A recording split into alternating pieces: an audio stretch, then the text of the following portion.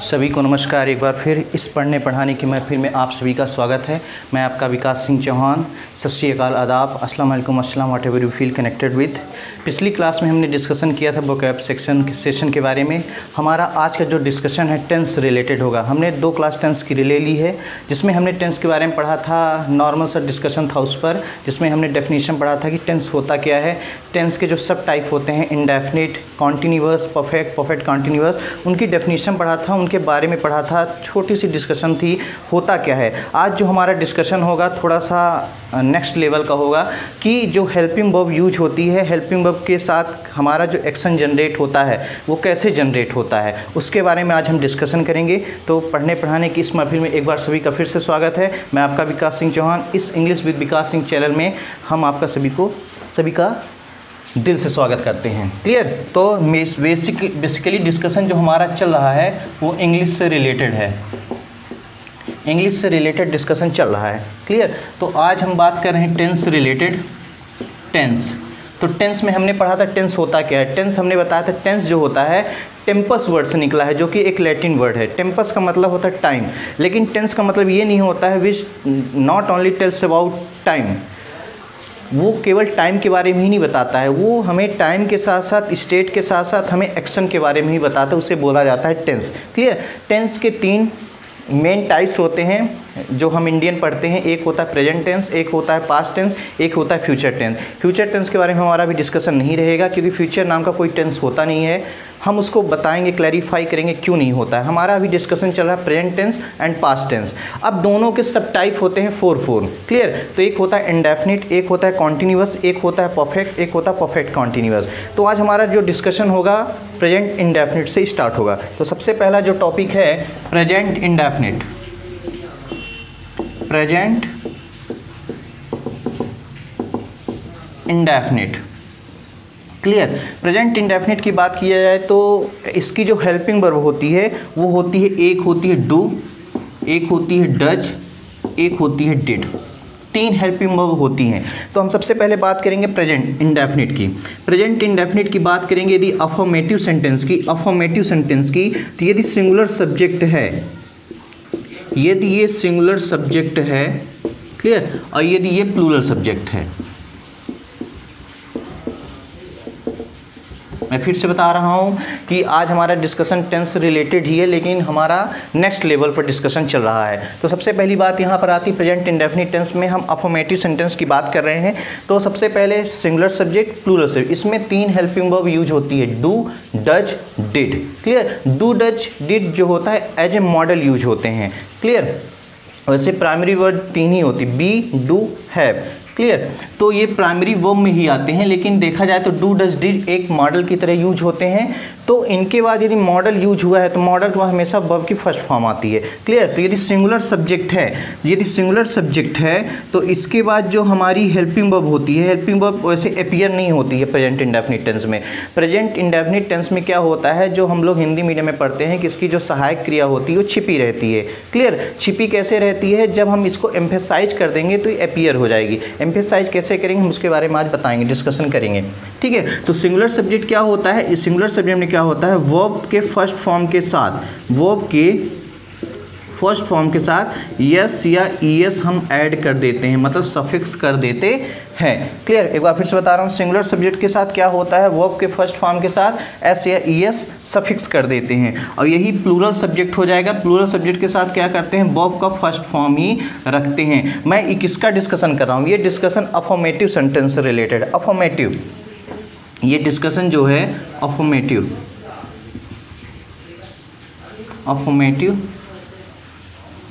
Sentence से related है। Clear. तो इसमें क्या होता है कि सिंगुलर सब्जेक्ट के साथ क्या होता है, वर्ब के फर्स्ट फॉर्म के साथ एस ई एस ऐड हो जाती है, और इसमें क्या होता है, वर्ब की फर्स्ट फॉर्म बस रहती है। क्लियर। तो मैं इसको थोड़ा सा हम बता देते हैं कैसे होता है। सिंगुलर सब्जेक्ट क्या होता है, singular subject he, she, it, name होता है। और प्लूरल सब्जेक्ट क्या होता है, बी, दे, यू होता है। आई जो होता है एक्सेप्शनल केस रखता है। आई क्या होता है कि प्रेजेंट टेंस में रहेगा तो प्लूरल की तरह यूज होगा, और क्या बोलते हैं यदि पास्ट टेंस में रहेगा तो सिंगुलर सब्जेक्ट की तरह यूज होगा। ये हमने पिछली क्लास में डिस्कशन कर लिया था। अब मैं सिंगुलर सब्जेक्ट की बात करता हूँ यहाँ पर। तो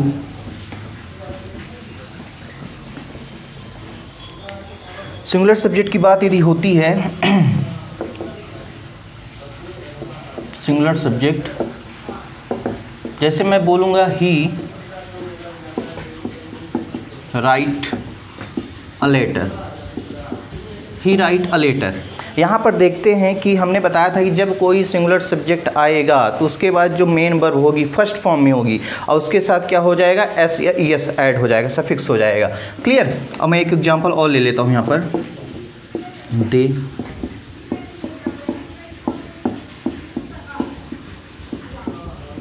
दो सेंटेंस हमने यहाँ पर लिखा है। पहला लिखा है ही ब्लैंक राइट अ लेटर, दूसरा लिखा है दे ब्लैंक राइट अ लेटर। अब यहाँ पर सबसे पहले देखेंगे आखिर है क्या, ही क्या है, एक सिंगुलर सब्जेक्ट है, ही एक क्या है, सिंगुलर सब्जेक्ट है। तो सिंगुलर सब्जेक्ट के अकॉर्डिंग क्या होता है, वर्ब जो होती है फर्स्ट फॉर्म में होगी, वर्ब फर्स्ट फॉर्म में होगी। क्लियर, मान लिया फर्स्ट फॉर्म में। इसके बाद हम एस या ई एस ऐड करते हैं।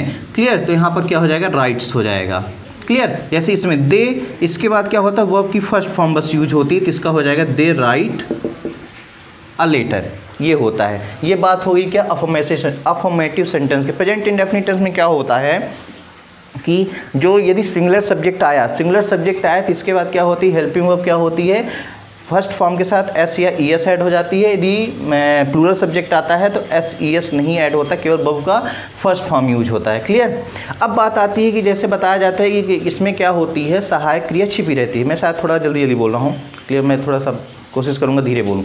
क्या होता है कि इसमें वर्ब की जो फर्स्ट फॉर्म के साथ क्या होता है, एस या ई एस ऐड हो जाता है, किसके साथ, सिंगुलर सब्जेक्ट के साथ। और प्लूरल सब्जेक्ट के साथ क्या होता है, एस ई एस नहीं ऐड होता है, केवल वर्ब की फर्स्ट फॉर्म यूज होती है।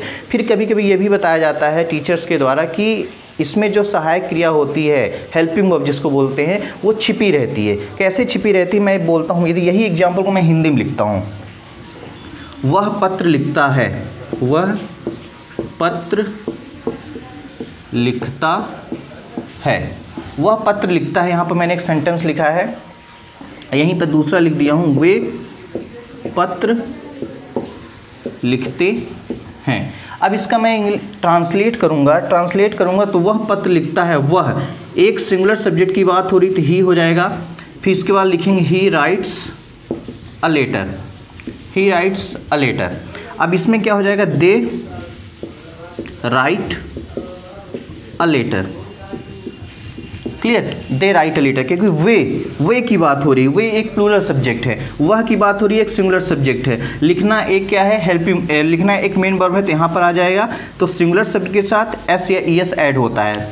तो यहाँ पर बात हुई कि यहाँ पर तो हेल्पिंग वर्ब अपीयर नहीं हुई है, जो डू डज होती है और डिड होती है। क्लियर, डिड तो पास्ट इंडेफिनिट में होती है, प्रेजेंट इंडेफिनिट में क्या होता है, डू डज बस होती है। तो यहाँ पे अपीयर नहीं हुई है। जब हम इसी सेंटेंस को एम्फेसाइज करेंगे, इसी सेंटेंस को, ये जो दो सेंटेंस हमने लिखे हैं, दो सेंटेंस को यदि हम एम्फेसाइज करेंगे, एम्फेसाइज करने का मतलब क्या होता है, बढ़ा चढ़ा कर प्रेस करेंगे, बढ़ा चढ़ा कर पेश करेंगे। तो क्या हो जाएगा, जैसे वह पत्र लिखता है, मैं इसी को हिंदी में बोलूँगा, वह पत्र लिखता तो है, वे पत्र लिखते तो हैं। तो जब मैं बोलूँ वह पत्र लिखता तो है, यहाँ पर लिख देता हूँ सेंटेंस, वह पत्र लिखता तो है। जब ऐसा सेंटेंस हम बोलेंगे तो वहाँ पर अपीयर हो जाएगी हेल्पिंग वर्ब। तो यहाँ पर क्या हो जाएगा, ही राइट अ लेटर। तो यहाँ पर हेल्पिंग वर्ब अपीयर हो जाएगी, ही के साथ क्या लगता है, डज लगता है, he does write a letter. और जब डज अपीयर हो जाता है तो मैंने बताया था इसके बाद जो वर्ब होती है हमेशा फर्स्ट फॉर्म यूज होती है। क्लियर, इसमें क्या हो जाएगा, they do write a letter, they do write a letter, इस टाइप से होता है। दूसरी बात हम बात करेंगे कि जैसे कभी कभी बोला जाता है कि वह स्कूल जाता है, वह विद्यालय जाता है, तो इसका इंग्लिश ट्रांसलेट करेंगे तो हो जाएगा he goes to school, he goes to school. अब इसी को यदि एम्फेसाइज करेंगे, एम्फेसाइज का मतलब बढ़ा चढ़ा कर पेश करेंगे, ठीक है, तो इसको बोला जाएगा he does go to school, ऐसा होता है। क्लियर, ये थी हमारी बात अफर्मेटिव सेंटेंस की। अब आगे बढ़ते हैं।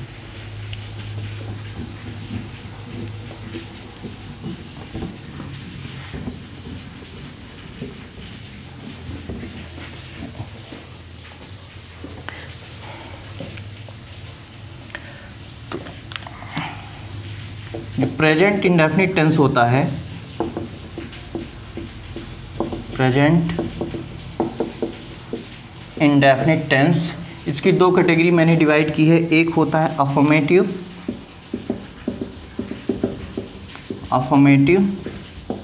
सेंटेंस, एक होता है नेगेटिव इंटरगेटिव सेंटेंस। मैंने सेंटेंस के बारे में बता दिया है पिछली क्लास में ही कि इंट्रोडक्टरी क्लास ऑफ प्रोक्लेमेशन में कि सेंटेंस कितने प्रकार के होते हैं। सेंटेंस 5 प्रकार के हमने बताया था। एक होता है एडजेक्टिव, फिर interrogative, optative, exclamatory and imperative sentence बताया था 5 प्रकार के। क्लियर। तो इसमें क्या होता है, अफर्मेटिव सेंटेंस में क्या होता है हमने बता दिया कि अभी सिंगुलर सब्जेक्ट के साथ क्या होता है, प्लूरल सब्जेक्ट के साथ क्या होता है। क्लियर। अब नेगेटिव सेंटेंस की बात करते हैं। नेगेटिव सेंटेंस की बात करते हैं तो क्या होता है इसमें कि इसमें डू डज अपीयर हो जाती है। डू डज अपीयर हो जाएगी, मतलब कहने का मतलब यदि ये सिंगुलर सब्जेक्ट है, यदि ये सिंगुलर सब्जेक्ट है तो इसके साथ क्या हो जाएगा, डज अपीयर हो जाएगी। डज अपीयर हो जाएगी। डज के साथ क्या हो जाएगा, नॉट लग जाएगा। मैं नेगेटिव सेंटेंस की बात कर रहा हूँ। डज के साथ नॉट लग जाएगा, नॉट के बाद वर्ब का फर्स्ट फॉर्म हो जाएगा। ये हो जाएगा आपका नेगेटिव। क्लियर। सिंगुलर सब्जेक्ट के साथ। अब जब हम इसको इंटरगेटिव में चेंज करेंगे, इंटरगेटिव 2 तरह से होता है। एक होता है वर्बल टाइप, एक होता है नॉन वर्बल टाइप। इसको नॉन वर्बल को WH टाइप भी बोलते हैं, ओपन क्वेश्चनएयर भी बोलते हैं, ओपन एंडेड भी बोला जाता है। क्लियर। तो जब हम इंटरगेटिव में जाएंगे तो ये क्या हो जाएगा, सबसे पहले ये डज अपीयर हो जाएगा। डज के बाद क्या हो जाएगा, सब्जेक्ट के बाद क्या हो जाएगा, वर्ब फर्स्ट फॉर्म में हो जाएगी। इस टाइप से होता है। मतलब कि डज यदि आ गया तो वो फर्स्ट फॉर्म में ही रहेगी, डू आ गया तो वो फर्स्ट फॉर्म में ही रहेगी। क्लियर। इस तरह से होता है सिंगुलर सब्जेक्ट। अब प्लूरल सब्जेक्ट के साथ क्या होता है, प्लूरल सब्जेक्ट के साथ क्या होता है, डू लग जाएगा, डू के साथ वर्ब फर्स्ट फॉर्म में रहेगी, नॉट के बाद वर्ब फर्स्ट फॉर्म में, ये नेगेटिव में रहेगा। और यहीं पर क्या हो जाएगा, डू पहले आएगा, फिर सब्जेक्ट, फिर वर्ब फर्स्ट फॉर्म में हो जाएगी, ये इंटरगेटिव में हो जाएगा। क्लियर। ये थी हमारी कहानी प्रेजेंट इंडेफिनिट की। अब हम ये नहीं बताएंगे कि प्रेजेंट इंडेफिनिट की आइडेंटिफिकेशन मार्क क्या होता है, कि ता है, ती है, ते हैं सेंटेंस के लास्ट में आता है। मैं हिंदी नहीं पढ़ा रहा हूँ, ना हिंदी ट्रांसलेशन मैं यहाँ पर सिखा रहा हूँ कि वह स्कूल जाता है, वह खाना खाता है, वो पीता है, रोता है, वो सोता है। क्योंकि मैं बता चुका हूँ कि इंडेफिनिट का मतलब ही होता है जो हम डेली करते हैं, हैबिट में होता है, रूटीन में होता है। जो रूटीन में होगा तो उसमें क्या मतलब देखने का कि लास्ट में ता है कि ती है कि ते हैं आता है। हमें रूटीन हैबिट के अकॉर्डिंग इसको पढ़ना है। तो जब रूटीन में रहेगा, एक्शन हैबिट में रहेगा, तो वो ऑलरेडी क्या होगा, इंडेफिनिट टेंस में होगा। इंडेफिनिट टेंस की पहचान मैंने बता दी इस टाइप से। क्लियर। फिर दूसरी मैंने बताया कि सिंगुलर सब्जेक्ट रहेगा तो क्या होगा, वर्ब के फर्स्ट फॉर्म के साथ एस या ईएस लगता है। और यदि प्लूरल सब्जेक्ट रहेगा तो वर्ब का फर्स्ट फॉर्म बस लगता है। नेगेटिव की हम बात करेंगे, नेगेटिव की बात करेंगे तो क्या होता है, डू डज अपीयर हो जाता है। डू डज यदि आया तो इसके बाद वर्ब हमेशा फर्स्ट फॉर्म में रहेगी। डू डज एक मॉडल की तरह यूज होता है। क्लियर। ये होता है कहानी। चलते हैं आगे। मैं एक बार फिर से बता रहा हूँ कि यदि मॉडल आया तो मॉडल के बाद हमेशा वर्ब फर्स्ट फॉर्म में होती है। तो डू डज डिड ये एक मॉडल की तरह ही यूज होते हैं। Clear.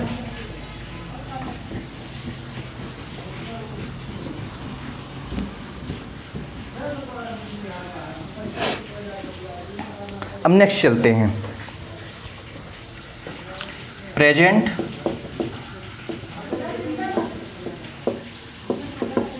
Continuous tense. Present continuous tense की बात किया जाए तो इसमें क्या होता है, इसमें इज, एम, आर, ये इसकी क्या होती है, हेल्पिंग वर्ब होती हैं। इसकी हेल्पिंग वर्ब होती है। मैं एक बार फिर से बता देता हूँ कि इंग्लिश में एक ऐसा वर्ड है, जिसको बोला जाता है बी, जिसको बोला जाता है बी क्या होता है, बी के 8 फॉर्म्स होते हैं। बी के कितने फॉर्म होते हैं, 8 फॉर्म्स होते हैं। कौन कौन से होते हैं मैं यहाँ पर लिख देता हूँ। Is, am, are, was, were, being, been, be, ये 8 फॉर्म्स होते हैं। कौन कौन से होते हैं? Is, am, are, was, were, being, been, be. 1 2 3 4 5 6 7 8 forms होते हैं बी के। बाकी जो भी वर्ड्स हैं इंग्लिश में, जितने भी वर्ब हैं, सबके 5 फॉर्म्स ही होते हैं। क्लियर? तो याद रखना कि इसमें से एक वर्ड को छोड़कर, इस वर्ड को छोड़कर, इस वर्ड को यदि छोड़ दिया जाए, जितने भी सारे यहाँ पर हेल्पिंग वर्ब लिखे हैं, इसके बाद यदि कोई आती है, क्या मेन वर्ब आती है, इसके बाद कोई मेन वर्ब आती है, तो उस मेन वर्ब के साथ हमेशा आईएनजी लगा रहता है। याद रखना, ये ब्रह्मस्त्र है। Is, am, are, was, were, been, be के बाद कोई भी वर्ब आती है तो हमेशा आईएनजी फॉर्म में रहेगी। सेंटेंस यदि कंप्लीट है, क्लियर, सेंटेंस यदि उसके बाद कोई ऑब्जेक्ट भी आता है तो इस वर्ब, इस मेन वर्ब के बाद, तो ये हमेशा ये किस फॉर्म में रहेगी? आईएनजी फॉर्म में रहेगी। एक वर्ड होता है बीइंग, बीइंग के बाद हमेशा वर्ब जो होती है वो रहती है थर्ड फॉर्म में, हमेशा थर्ड फॉर्म में रहती है। पैसिव वॉइस में हम इसका यूज करते हैं, तो इसके बाद क्या होता है? वो थर्ड फॉर्म में रहती है। क्लियर? अब आगे चलते हैं।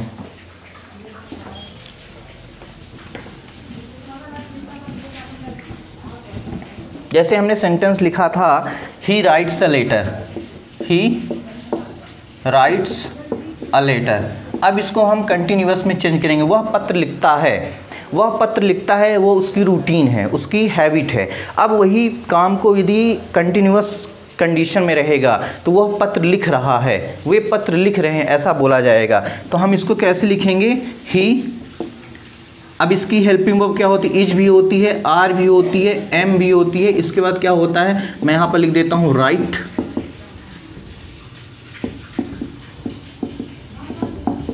अ लेटर। क्लियर?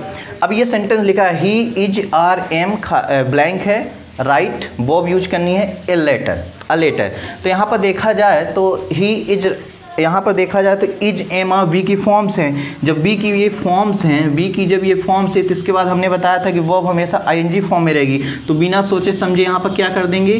राइटिंग कर देंगे, राइटिंग हो जाएगी। अब यहाँ पर समस्या, यहाँ पर प्रॉब्लम ये आती है कि ही के साथ क्या यूज करेंगे। तो पिछली क्लास में हमने बताया था कि जो सिंगुलर सब्जेक्ट होते हैं, ही, सी, इट, नेम, उसके साथ यूज किया जाता है इज।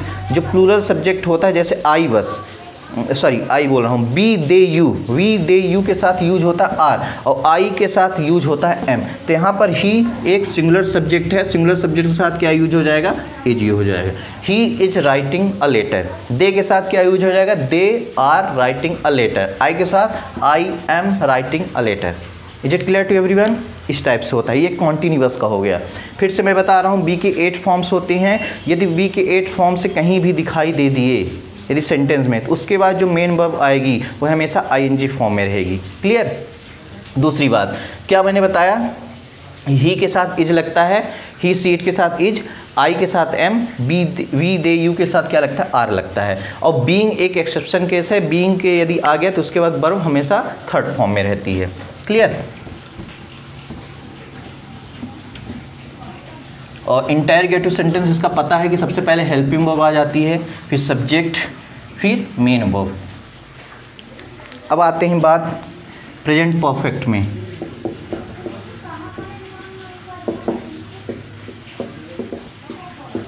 Present perfect tense.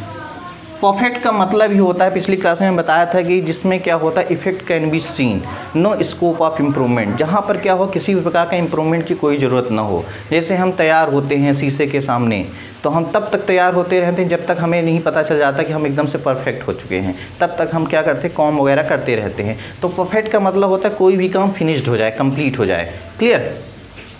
ये होता है। तो परफेक्ट में क्या होता है, इसकी जो हेल्पिंग वर्ब होती है क्या होती है?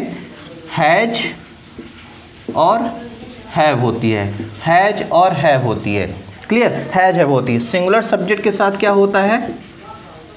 सिंगुलर सब्जेक्ट के साथ यूज होता है हैज, एंड प्लूरल सब्जेक्ट के साथ क्या यूज होता है? हैव। प्लूरल सब्जेक्ट के साथ यूज होता है। मैं फिर से बता रहा हूँ, सिंगुलर सब्जेक्ट के साथ यूज होता है हैज, प्लूरल सब्जेक्ट के साथ यूज होता है हैव। आई एक्सेप्शन केस रखता है। I present in the present tense में क्या होता है? As a plural subject use होता है। पास्ट टेंस में as a singular subject use होता है। क्लियर? याद रखना, इस हैज हैव के बाद इस हैज हैव के बाद, इस हैज हैव के बाद हमेशा जो वर्ब रहेगी थर्ड फॉर्म में यूज होगी।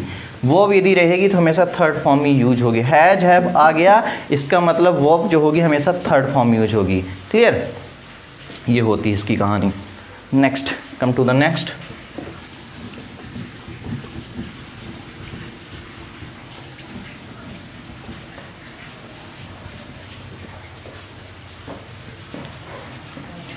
Present perfect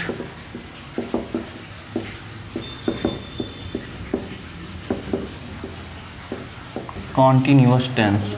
present perfect continuous tense. Clear, present perfect continuous का मतलब होता है क्या? प्रेजेंट परफेक्ट कॉन्टिन्यूअस का मतलब होता है, इसमें बता दिया जाता है कि हैज बीन के साथ आईएनजी लगता है। I has been have been इसकी हेल्पिंग वर्ब होती है। जैसे ऐसा, इसमें क्या बता दिया जाता है, इसकी हेल्पिंग वर्ब क्या होती है? हैज बीन, और क्या होती है? Have been. इसकी हेल्पिंग वर्ब बता दिया जाता है। ये नहीं बताया जाता है क्यों होती है, ये नहीं बताया जाता क्यों होती है। मैं एक बार इसको समझाता हूँ, टाइम लाइन से समझाता हूँ। क्लियर, एक बार फिर से समझ लो। प्रेजेंट परफेक्ट कंटिन्यूअस टेंस की हेल्पिंग वर्ब होती है हैज बीन हैव बीन। मैं थोड़ा सा रिकैपिचुलेट कर देता हूँ, मैं एक बार फिर से पिछला जो मैंने बताया है कि प्रेजेंट इंडेफिनिट टेंस की जो हेल्पिंग वर्ब होती है डू डज होती है। जब उसको हम एम्फेसाइज करेंगे तभी अपीयर होगी, अदरवाइज जो अपीयर नहीं होगी। क्लियर, स्ट्रक्चर क्या होता है पिछली क्लास में हमने बताया था, उसको आप देख लीजिए वीडियो। क्लियर, दूसरा क्या होता है? कॉन्टिन्यूअस। कॉन्टिन्यूअस में क्या होता है? वी फॉर्म यूज होता है, इज एम आर। इसके साथ जो वर्ब होगी, मेन वर्ब होगी, वो हमेशा आईएनजी फॉर्म में रहेगी। क्लियर, जिसको फोर्थ फॉर्म भी बोला जाता है, जिसको जिरंड फॉर्म भी बोला जाता है, जिसको प्रेजेंट पार्टिसिपल फॉर्म भी बोला जाता है। क्लियर, फिर दूसरा होता है परफेक्ट। परफेक्ट का मतलब होता है जिसमें has have helping verb use होती है। इसके बाद जो वर्ब होती है, मेन वर्ब होती है, वो थर्ड फॉर्म में यूज होती है। अब बात आती है प्रेजेंट परफेक्ट कॉन्टिन्यूअस टेंस। हम इसको थोड़ा सा टाइम लाइन से समझ लेते हैं। अभी टाइम हो रहा है 7:30 तो हम क्या करते हैं, एक टाइम ऐसी लाइन बना रहे, टाइम लाइन समझते हैं।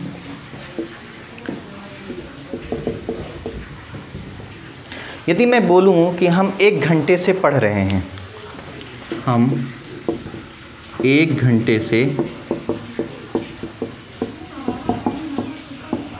पढ़ रहे हैं।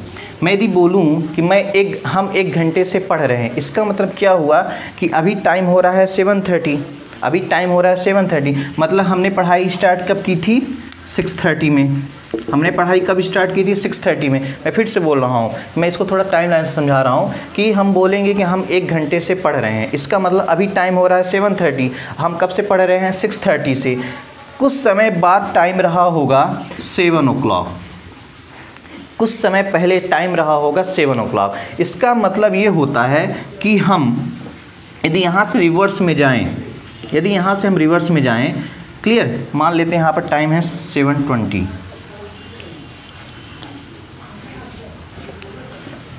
यहाँ भी टाइम है 7:20। क्लियर, अब मैं यहाँ बोल रहा हूँ कि मैं अभी 7:20 हो रहे हैं। क्लियर, अभी बता रहा हूँ 7:20 हो रहे हैं। फिर दूसरा है कि यहाँ पर 6:20, 1 घंटे पहले क्या था? 6:20 था। यदि मैं थोड़ा सा रिवर्स में जाऊँ 7 में, 7 से पहले मैं बात करूँ कि 40 मिनट्स रिवर्स में जाऊँ, रिवर्स में, तो हम देखते हैं कि यहाँ पर जो काम हुआ था, यहाँ पर जो काम हुआ था, ये हमारा काम कंप्लीट था।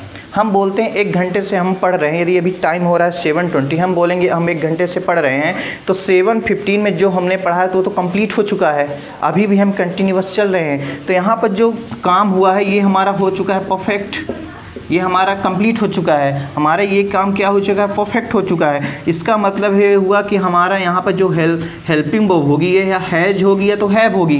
क्लियर, इसमें जो हेल्पिंग वर्ब होगी या तो हैज होगी या तो हैव होगी। क्लियर, अब जो हमारा पे यहाँ पर जो काम चल रहा है, यहाँ पर जो काम चल रहा है वो कॉन्टिन्यूअस कंडीशन में है।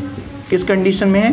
कॉन्टिन्यूअस कंडीशन में है। इसका मतलब ये हुआ कि यहाँ पर तो हैज हैव है, यहाँ पर तो परफेक्ट है। हमारा कहने का मतलब यहाँ पर जो हमारा वर्क है वो क्या है? कंप्लीट हो चुका है। मतलब हम यहाँ पर यूज कर सकते हैं क्या?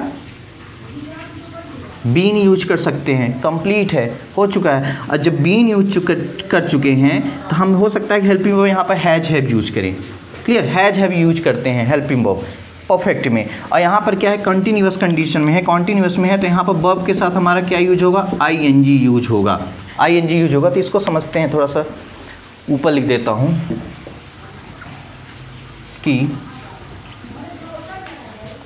कि यहाँ पर हमारा जो काम परफेक्ट हो चुका है, कंप्लीट हो चुका है, तो उसके लिए हेल्पिंग वर्ब क्या यूज होगी, या तो हैज यूज होगी या तो हैव यूज होगी।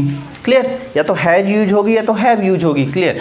अब हमारा जो काम चल रहा है, तो यहाँ पर मान लेते हैं हम लिख रहे हैं, तो राइट हमारा चल रहा है, तो इसके साथ क्या हो जाएगा, आईएनजी ऐड हो जाएगा, राइटिंग हो जाएगी। अब ऐसा तो होता नहीं है कि हैज हैव के साथ राइटिंग यूज होगी। मैंने बताया था कि हैज हैव यदि आया तो इसके बाद वर्ब हमेशा किस फॉर्म में रहती है, थर्ड फॉर्म में होती है। और यहाँ पर थर्ड फॉर्म में नहीं है, फोर्थ फॉर्म में है। इसको थर्ड फॉर्म में बनाने के लिए हमें एक वर्ड का यूज किया जाता है जिसको बोलते हैं, जिससे ये भी सेटिस्फाई हो जाए, हमारा ये भी सेटिस्फाई हो जाए। कैसे, हैज हैव के बाद वर्ब की थर्ड फॉर्म यहाँ पर यूज कर देते हैं हम, क्या, बीन। जब यहाँ पर बीन यूज कर देते हैं तो क्या होता है, हैज हैव के साथ वर्ब हमेशा थर्ड फॉर्म में होती है। तो बी की जो फॉर्म्स होती हैं, बी होता है, वॉज होता है और बीन होता है, बी वॉज वीन। तो हैज हैव के साथ वर्ब की थर्ड फॉर्म, तो बीन हो गया। और यदि बी आया तो इसके बाद वर्ब हमेशा थर्ड फॉर्म यूज होती है, तो ये हमारा राइटिंग सही हो गया। इसका मतलब ये हुआ कि इसकी जो हेल्पिंग वर्ब हमारी हैज हैव बीन इसलिए यूज होती है। क्लियर। तो यहाँ पर क्या हो जाएगा, ये बीन क्या है, एक हेल्पिंग वर्ब नहीं है, एक है पार्टिकल, एक क्या है, पार्टिकल होता है। इसकी जो हेल्पिंग वर्ब क्या होती है, हैज बीन हैव बीन होती है।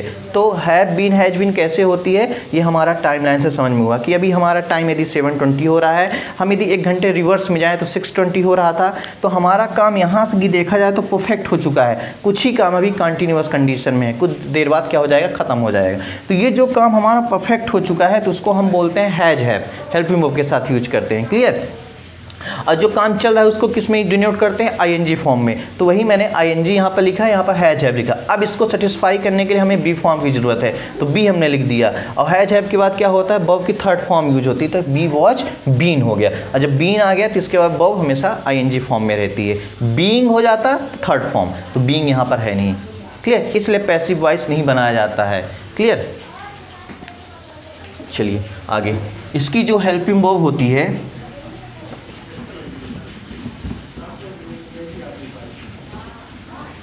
इसकी जो हेल्पिंग वर्ब होती है वो होती है हैज बीन और हैव बीन होती है। क्लियर। इसके बाद वर्ब की आईएनजी फॉर्म लगती है, लास्ट में since for plus time use हो जाता है। तो सिंस फॉर प्लस टाइम कैसे, कि लास्ट में क्या होता है, इसकी जो स्ट्रक्चर होता है सब्जेक्ट, इसके बाद क्या होता है हैज बीन हैव बीन के साथ मेन वर्ब में आईएनजी, इसके बाद ऑब्जेक्ट, इसके बाद सिंस फॉर प्लस टाइम, ये यूज होता है।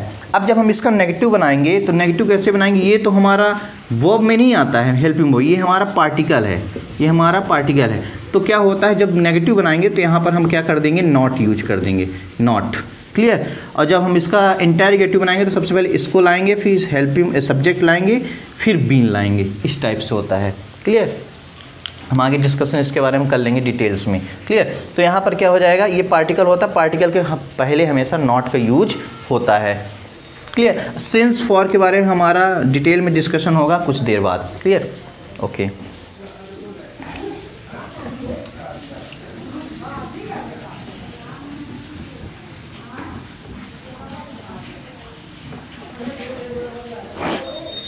अब आते हैं पास्ट इंडेफिनिट में।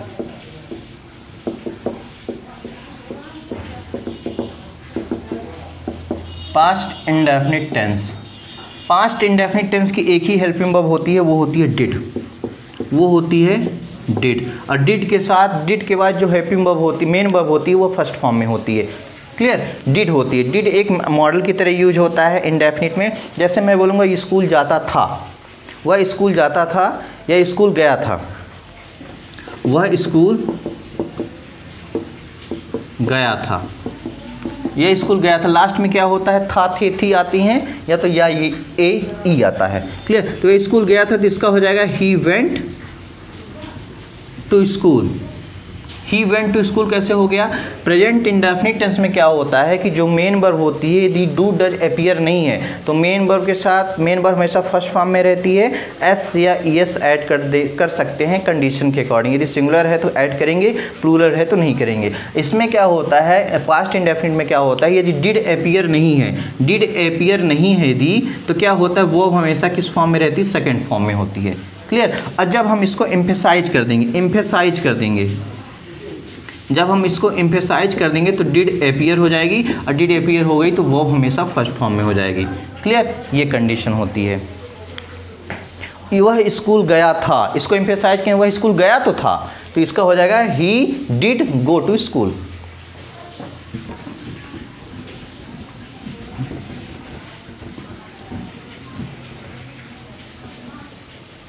Clear? Past continuous tense, past continuous tense की बात करेंगे तो इसकी जो हेल्पिंग वर्ब होती है वाज एंड वर होती है, वाज वर होती है। इसको वेयर नहीं पढ़ा जाता, वर पढ़ा जाता है। वाज वर होती है तो आई इसमें क्या हो जाएगा? As a singular subject use होगा। I he she it name के साथ वाज यूज होगा, बी दे यू के साथ क्या यूज होगा? वर यूज होगा। क्लियर? और ये बी फॉर्म का है, बी वाज बीन होता है वाज। क्लियर? तो वाज यहाँ पर अभी वाज वर्ब फॉर्म आया है, बी के फॉर्म है, इसलिए उसके बाद जो मेन वर्ब होगी हमेशा किस फॉर्म में होगी? आईएनजी फॉर्म में होगी। क्लियर? इस टाइप से होता है। अब आगे चलते हैं नेक्स्ट,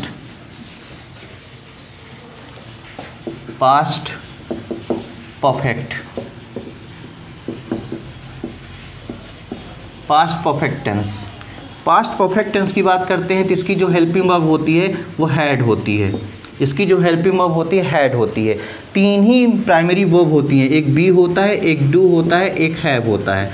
इन्हीं की यूज करके हम हेल्पिंग वर्ब बनाते हैं। बी के 8 फॉर्म्स होते हैं, डू के 5 होते हैं, वैसे 3 ही फॉर्म यूज किया जाता है यहाँ पर। डूइंग डज भी यूज हो जाता है, डूइंग और डू क्या क्या होते हैं डू के फॉर्म? मैं फिर से बता दूँ, बी के 8 फॉर्म कौन कौन से होते हैं?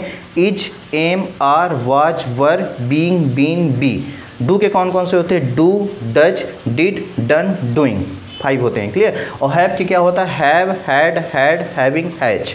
क्लियर? तो इसकी हैड होती है, हैड के बाद क्या होती है? वर्ब की थर्ड फॉर्म यूज होती है पास्ट परफेक्ट में।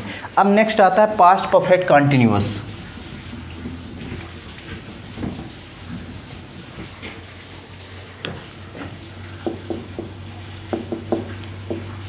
पास्ट परफेक्ट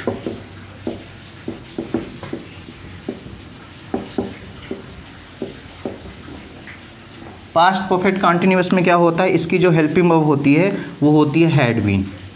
हैड बीन होती है। हैड बीन आ गया तो इसके बाद क्या हो जाएगा?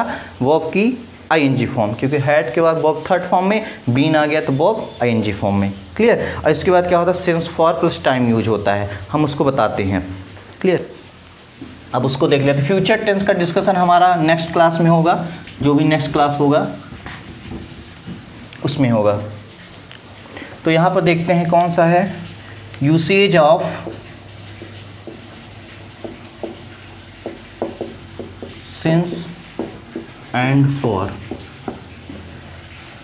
टेंस की डेफिनेशन हमने बताई कि which tells about time, action as well as state, that is tense. Tense का मतलब होता है जैसे कि हेल्पिंग वर्ब की ज़रूरत हमें क्यों होती है? एक्शन को जनरेट करने के लिए। हेल्पिंग वर्ब, ये भी क्वेश्चन हो सकता है कि हेल्पिंग वर्ब यूज क्यों करते हैं? हेल्पिंग वर्ब क्यों यूज करते हैं? हेल्पिंग वर्ब का यूज किस लिए होता है? एक्शन को जनरेट करने के लिए हमें हेल्पिंग वर्ब की ज़रूरत पड़ती है। और एक जो वर्ब के फॉर्म्स होते हैं, जो वर्ब्स के फॉर्म्स होते हैं वही हमें टेंस की जानकारी देते हैं।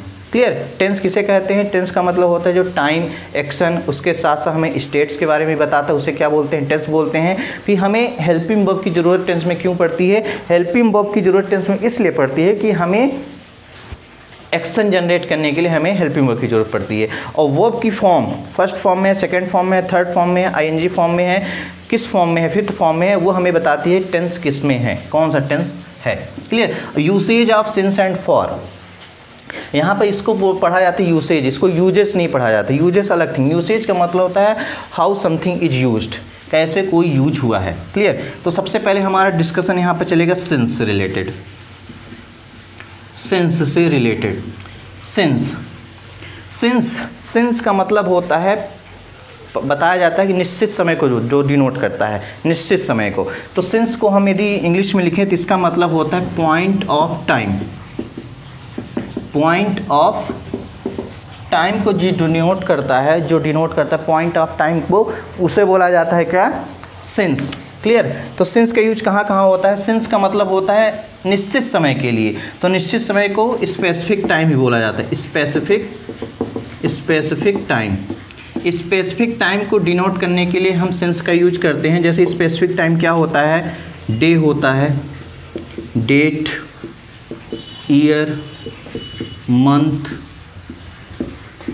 Edges, season, weather. इनको दिखाने के लिए हम क्या यूज करते हैं? सिंस का यूज करते हैं। मैं फिर से, सिंस का मतलब होता है point of time.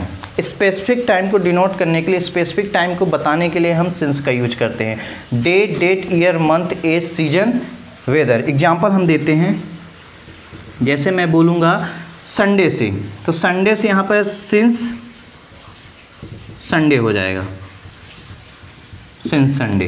Clear? Since 1947, ये इस टाइप से होता है 1947। ये हमारा क्या हो जाएगा? स्पेसिफिक टाइम हो जाएगा। नेक्स्ट, और सिंस का यूज कहाँ होता है?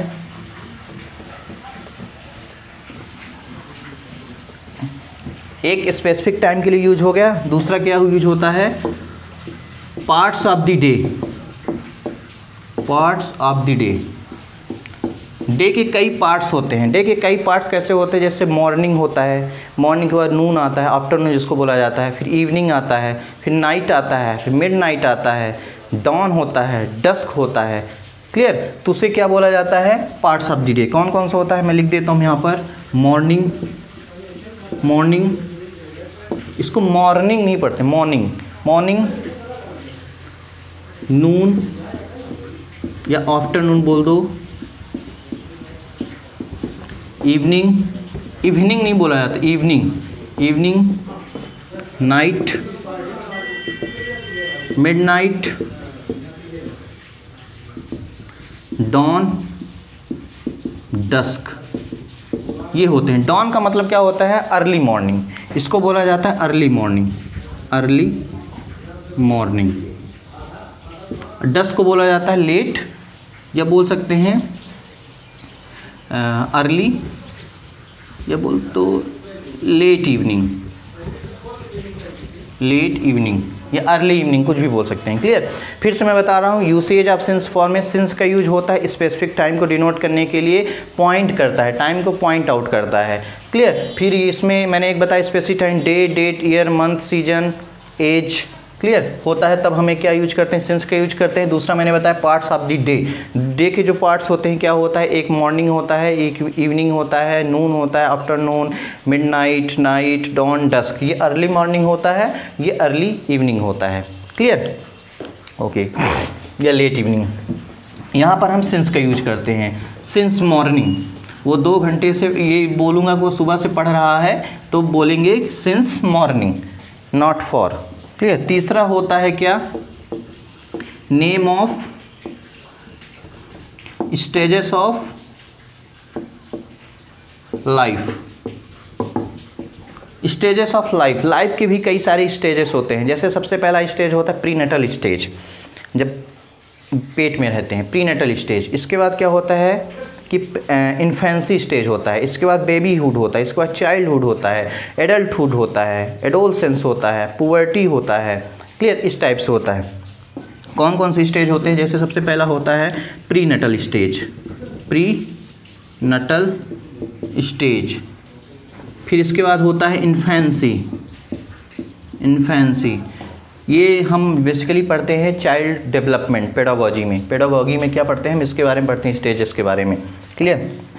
कोहलबर्ग के according prenatal stage, infancy, babyhood, childhood.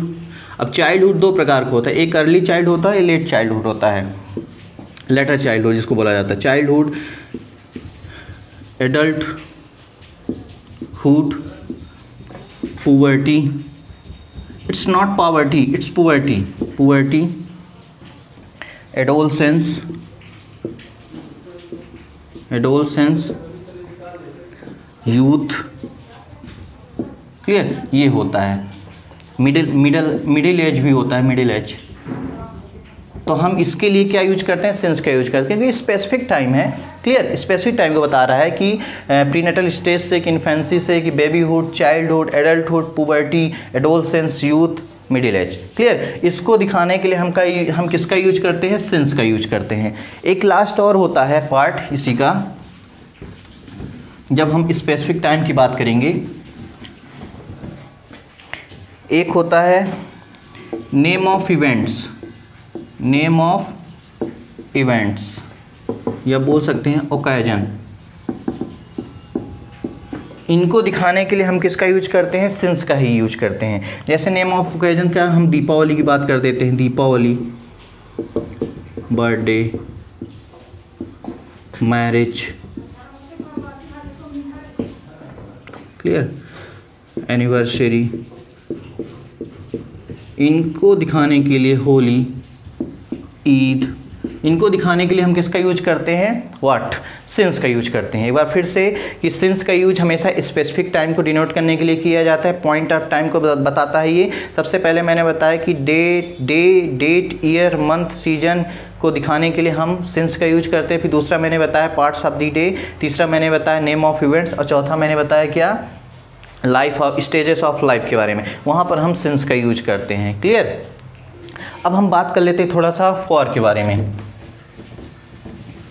इसके बाद हम कुछ क्वेश्चंस देंगे, उसको आप जिचाने की कोशिश करिएगा क्या सही है क्या गलत। नेक्स्ट है फॉर, नेक्स्ट है फॉर। फॉर का सबसे पहली बात होती है, फॉर का मतलब होता है period of time, period of time. Period of time की बात होगी, जहाँ पर ड्यूरेशन की बात होगी वहाँ पर हम फॉर का यूज करेंगे। सबसे पहला बात है इनडेफिनिट, इनडेफिनिट ड्यूरेशन को दिखाने के लिए, इनडेफिनिट ड्यूरेशन को दिखाने के लिए हम यूज करते हैं फॉर का।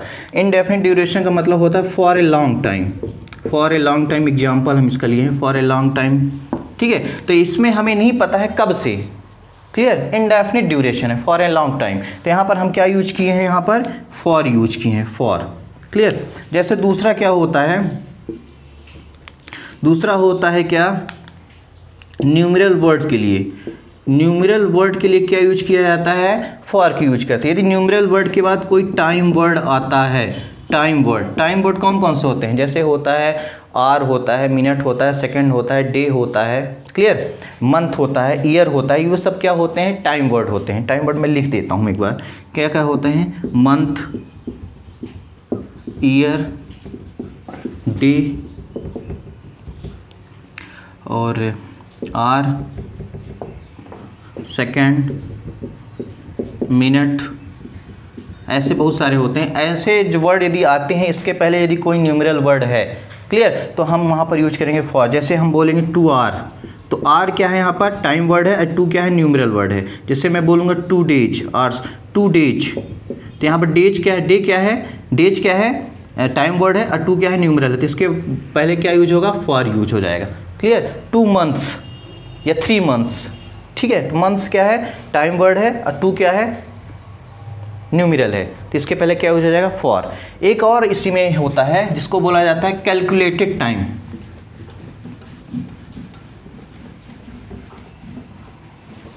तीसरा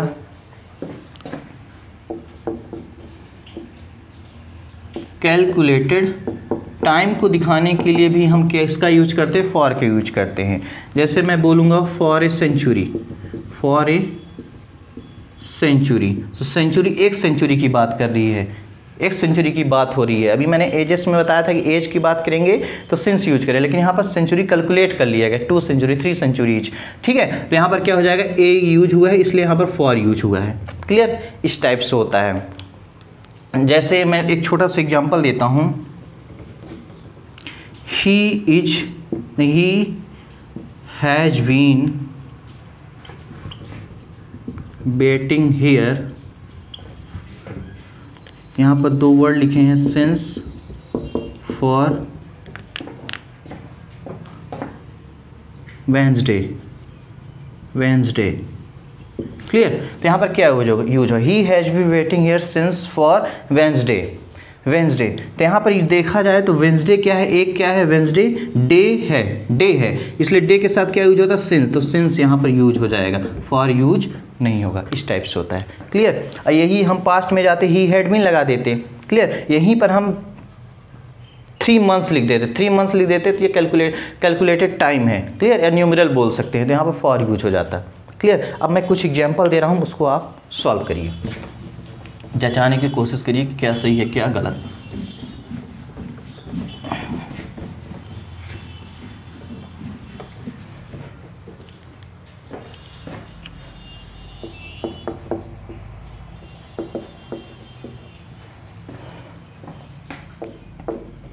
सिंस फॉर का यूज करना है। Last Sunday,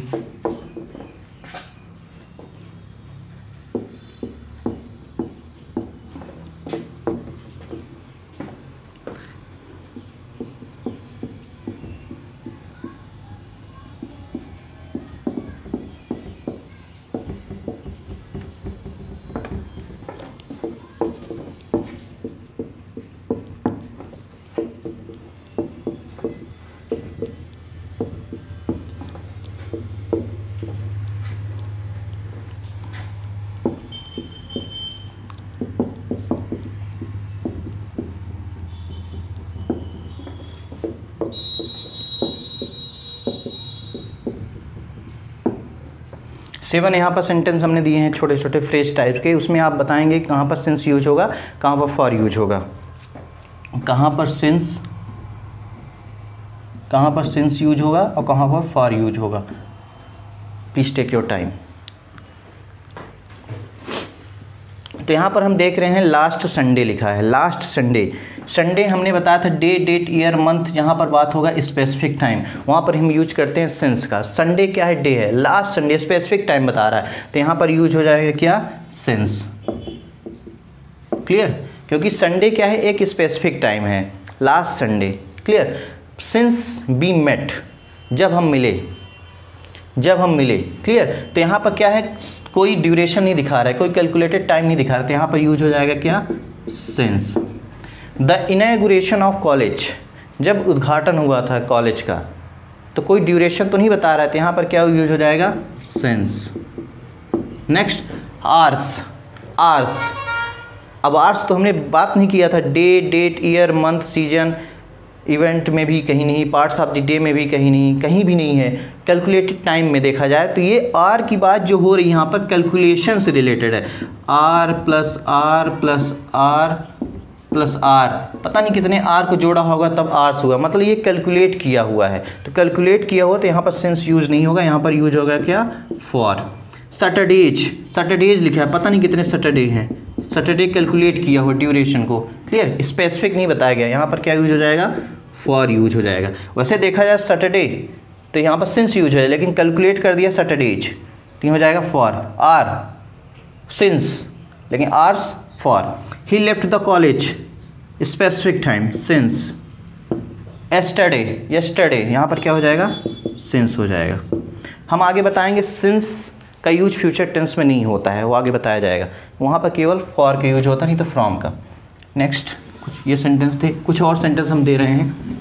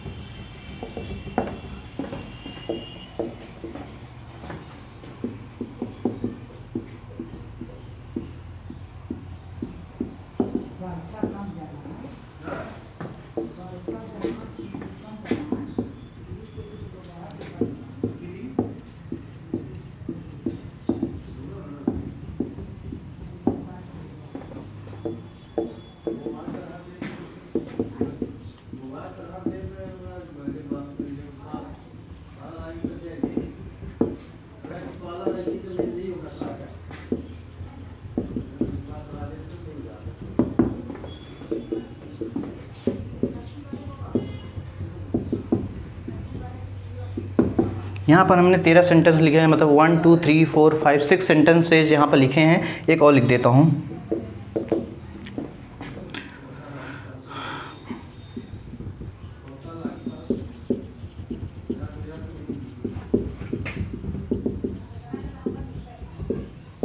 clear. यहाँ पर हमने 7 सेंटेंस लिखे हैं। आप बताएंगे कहाँ पर सिंस यूज हो जाएगा, कहाँ पर for. Please take your time.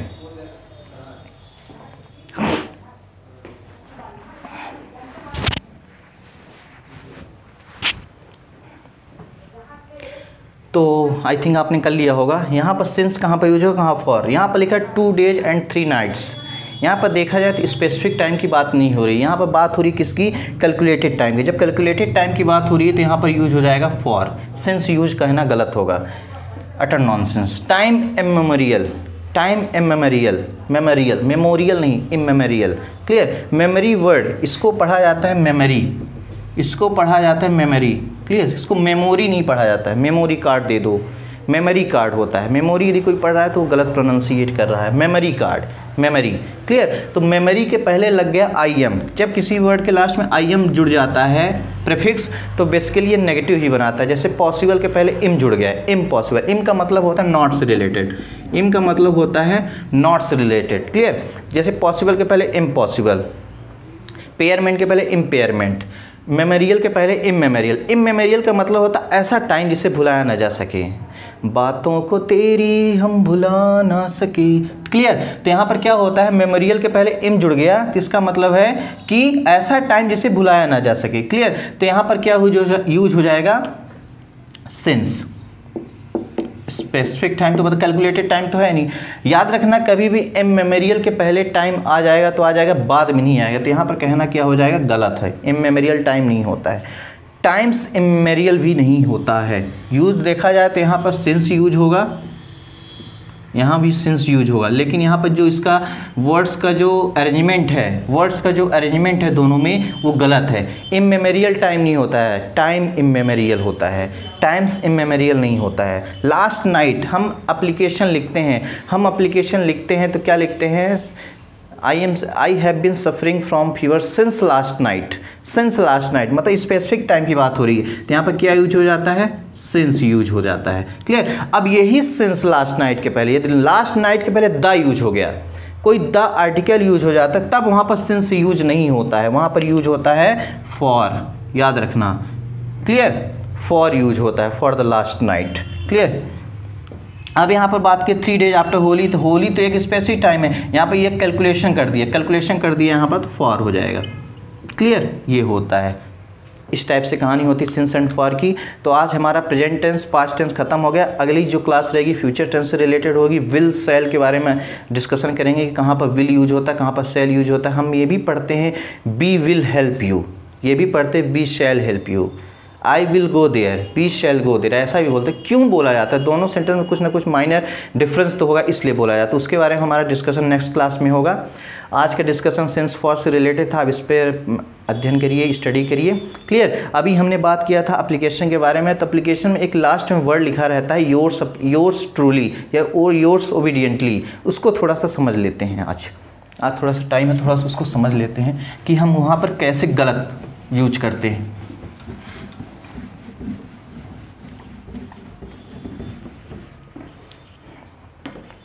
हमारे लास्ट में जब एप्लीकेशन लिखते हैं तो यहाँ पर लिखा रहता है yours obediently, your obediently, yours obediently. एक होता है योर्स, हमने यहाँ पर 4 सेंटेंस फ्रेज टाइप के लिखे हैं, फ्रेज टाइप के। आपको बताना है कौन सा सही है। Your loving brother, yours loving brother.